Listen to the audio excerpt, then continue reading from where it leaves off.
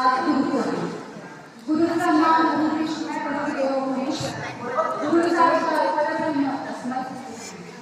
गुरु म्हणजे काय तर आपल्याला अंधारातून प्रकाशाला नेणारे वाटते.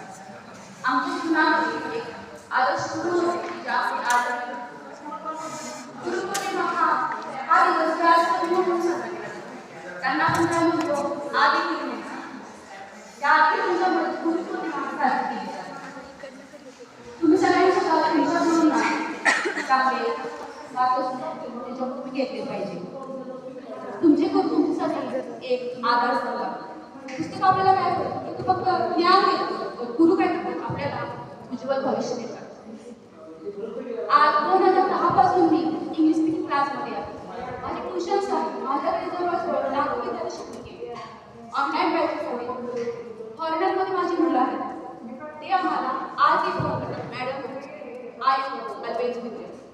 म्हणजे काय आम्ही तुमच्यासोबत आहोत. तुम्ही आम्हाला घडवलं पण आम्हीच इथंपर्यंत आहोत. म्हणजे काय ज्याला गुरु समजला तो काय त्याला स्वामी विवेकानंद झाला. ज्याला गुरु समजला तो सचिन तेंडुलकर झाला. तुम्ही चांगले विद्यार्थी व्हा, त्याच्यात चांगले नागरिक व्हा.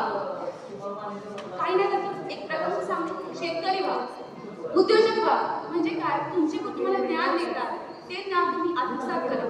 विद्यार्थी हा मातीचा गोळा असतो. जसा आपण त्याला घडवतो तसंच तो घडतो. आणि त्या गोळ्याला आकार देण्याचं आपले गुरु करतात. त्यामुळे मला असं वाटतं की तुमच्या गुरुची प्रत्येक गोष्ट ऐकली पाहिजे. त्यांचे मार्गदर्शन तुम्ही घेतले पाहिजे. एक आदर्श नागरिक बनले पाहिजे. तुम्हाला असं वाटतं का तुम्ही पोलीस व्हायचं आहे, तुम्ही डेफिनेटली पोलीस व्हा. पोलीस होण्यासाठी जे तुम्हाला शिक्षकांचे गरजेचं आहे ज्ञान ते तुम्ही परत घ्या. तुमच्या आयुष्यामध्ये चांगलं व्यक्तिमत्व, चांगला माणूस बना. मला माझ्या वाचनामध्ये एक कविता साक्षात घेते जी मला खूप आवडते. ती कविता म्हणजे काय, कवी कुसुमाग्रजांची आहे. पूर्ण कविता म्हणणार नाही, शेवट दोनच करणार नाही.